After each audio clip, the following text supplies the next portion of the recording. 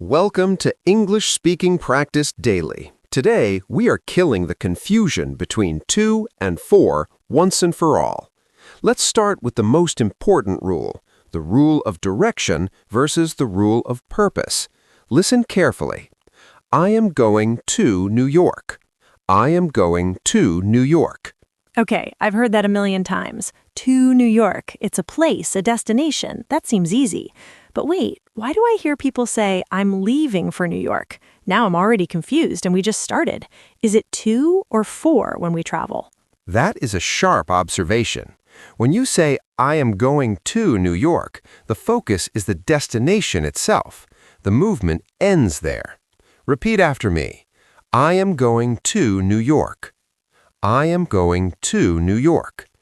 But when you say, I am leaving for New York, the focus is the purpose of your departure. You are headed in that direction.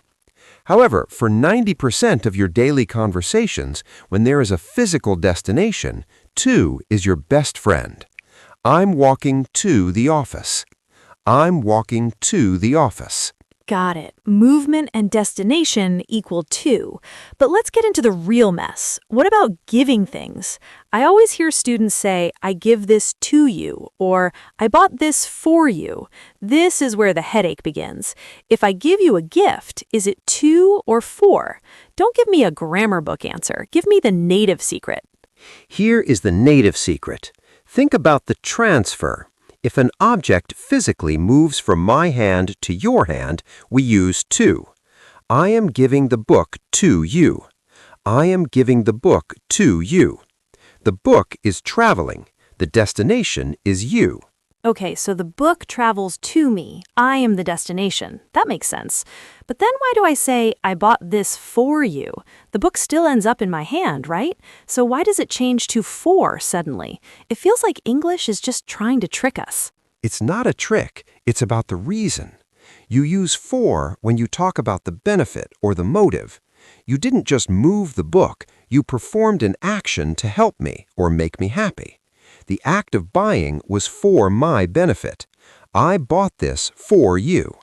I bought this for you. Ah, so to is the delivery man, but for is the reason behind the gift. If I'm the delivery guy, I bring the package to you. If I'm your friend, I did the shopping for you. Is that the logic? Exactly. You've got it. Let's practice that distinction because it's where most people fail their English exams. Repeat. I sent the email to my boss. I sent the email to my boss. Now, the benefit. I did the work for my boss. I did the work for my boss. I'm starting to feel the rhythm. To is the path, for is the why. But let me push you a bit. What about time? I hear, I've been here to 2 hours. No, wait, that sounds wrong. It's for 2 hours, right? Why? Time isn't a benefit or a reason, it's just time. Correct. For time durations, for is the only king. We use for to measure a period of time. I have lived in the USA for 5 years. I have lived in the USA for 5 years. You are measuring the total space of time. So if I'm talking about a schedule, like the meeting is at 2 p.m., that's a point in time. But if the meeting lasts a long time, I use for. Let's try this. The meeting is scheduled for 2 hours. The meeting is scheduled for 2 hours. Is that right? Perfect. You are describing the duration. Now, let's look at to with time. We use to when we talk about a limit or a range, from Monday to Friday. From Monday to Friday. It's a movement from one point to another. It always comes back to that movement idea for to. Point A to point B, Monday to Friday, New York to Los Angeles. I'm starting to see the pattern. But let's talk about function.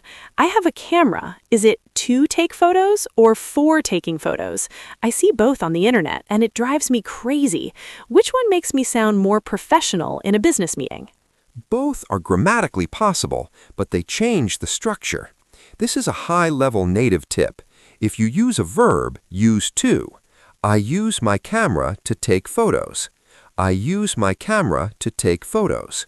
If you use a noun or an ing to describe the general purpose, use for. This camera is for taking photos. This camera is for taking photos. Wait, let me stop you there. This is what the audience needs to hear clearly. If there's an action, an infinitive like take, eat, work, I must use to. But if I'm describing what the object is for as a category, I use for plus the ing. Let's test it. I went to the store to buy milk. Two actions, going and buying. Excellent. Repeat. I went to the store to buy milk. I went to the store to buy milk. You had a goal, an action to complete. Now the other version. This shelf is for storing milk. I'm describing the shelf's job, its function. Precisely. Repeat. This shelf is for storing milk. This shelf is for storing milk. You are focusing on the purpose of the object, not your personal action. This is much clearer than any textbook. To is active, to is moving, to is an action. For is the reason, for is the duration, for is the benefit.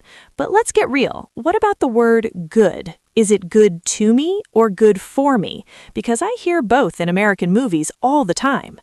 This is the perspective rule. If you say, he is good to me, it means he acts in a kind way toward you. He is good to me. He is good to me. And if you say, eating vegetables is good for me, then it's about the benefit. The vegetables aren't being kind to you like a person. They are providing a health benefit. It is good for your body. Repeat, healthy food is good for you. Healthy food is good for you. I love that. To for behavior, for benefit. So if my boss is nice, he is good to me. If my salary is high, it is good for me. I think the audience is really starting to feel the difference now. But we need more repetition on the travel and transfer part, because that's where most mistakes happen in daily conversation. Let's do a rapid-fire drill. Listen and repeat twice. I'm heading to the gym. I'm heading to the gym. This water is for the runners. This water is for the runners. I gave the keys to the valet. I gave the keys to the valet. I made a reservation for 7 o'clock. I made a reservation for 7 o'clock. That's the pace we need. To the gym, destination, for the runners, benefit, to the valet, transfer, for 7 o'clock, time duration or purpose. Let me try one. I studied for 3 hours to pass the test. Look at that. I used both in one sentence. That was a master-level sentence. You used for the duration, 3 hours, and to for the action or goal, to pass the test. Let's have everyone repeat that. I studied for 3 hours to pass the test. I studied for 3 hours to pass the test. Boom! If you can say that sentence correctly, you've already mastered 50% of this lesson. But don't go anywhere, because in the next part, we're going to talk about the trap verbs, verbs that change meaning completely depending if you use to or for. This is where even advanced speakers make mistakes. Exactly. We've built the foundation. You know to is the arrow and for is the heart or the reason. Now let's get ready for the deep dive. Welcome to the Danger Zone. In this section, we are looking at verbs that can take both to and for, but the meaning changes completely. This is where most intermediate students get stuck. Let's start with a classic, apologize. You apologize to someone, but you apologize for something. Listen and repeat. I apologize to you. I apologize to you. Now the reason, I apologize for the mistake. I apologize for the mistake. Okay, that makes sense. The person is the destination of the apology, so we use to. The mistake is the reason, so we use for. But what if I want to say both in one sentence? Do I sound like a robot if I say, I apologize to you for the mistake? Not at all. In fact, that is how a professional executive speaks in a meeting. It's precise. Repeat after me. I apologize to you for the delay. I apologize to you for the delay. You are being direct and clear. That is the CEO style of English. I like that. Direct and clear. Now, let's talk about a verb that confuses everyone. Wait. I hear I am waiting to you and I am waiting for you. One of these sounds like a total beginner mistake. Which one is it? I am waiting to you is 100% wrong. Never say that. You always wait for a person or a thing because they are the reason you're standing there. Repeat. I am waiting for the bus. I am waiting for the bus. I am waiting for my friend. I am waiting for my friend. But wait, I've heard people say, I am waiting to hear from you. There it is. To is back. Why? Is English lying to me again? No, look at the word after to. It's here. It's a verb. Remember our rule from part 1? When an action follows, to is the king. I am waiting to hear. I am waiting to eat. I am waiting to start. Repeat. I am waiting to hear from you. I am waiting to hear from you. Ah, the action rule wins again. If it's a person, it's for. If it's an action, it's to. That is a massive secret for the audience to remember. Let's move to something even trickier. Talk. I hear talk to me and talk for me. These are very different, right? Extremely different. Talk to me is a simple conversation. The words are moving from my mouth to your ears. Destination. Repeat. Talk to me. Talk to me. But talk for me means you are speaking in my place. You are my representative. It's a benefit. So, if I am in a legal meeting and I'm nervous, I might ask my lawyer, can you talk for me? Because he is doing the work as a benefit for me. Exactly. Repeat. My lawyer talks for me. My lawyer talks for me. Now contrast that with, I need to talk to my lawyer. I need to talk to my lawyer. See the difference? One is a conversation. The other is a service. This is gold. Now, let's talk about smile. If I smile to you, do I sound native? Actually, natives usually say smile at someone, but if you use to or for, it changes the vibe. If you smile for the camera is the reason. It's the purpose of your smile. Repeat. Smile for the camera. Smile for the camera. And if I say, I smiled to myself? That means you are happy internally. The to shows the direction of the thought, inward. Repeat. I smiled to myself. I smiled to myself. Okay, let's get into the heavy hitters. Pray. This is common in many cultures. Do you pray to God or for God? You pray to God. He is the destination of your prayer. But you pray for someone's health. That is the benefit or the reason. Repeat. I pray to God. I pray to God. Now the benefit. I pray for your success. I pray for your success.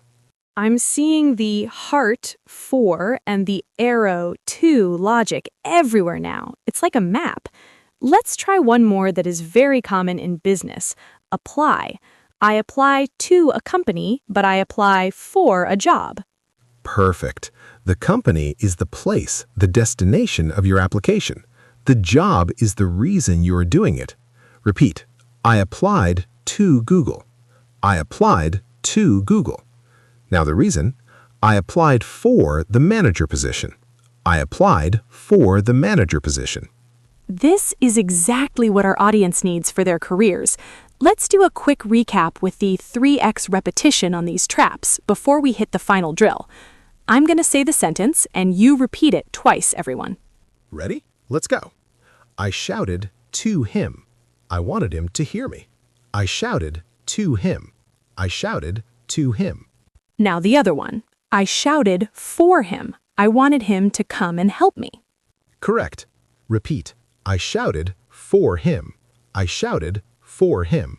Wow, just one word, to or for, changes the whole situation. If I shout to you, I'm just giving information. If I shout for you, I'm in trouble and I need you. That is why this lesson is so powerful. One small preposition can change your entire message in the USA. Now let's look at vote. You vote for a candidate, right?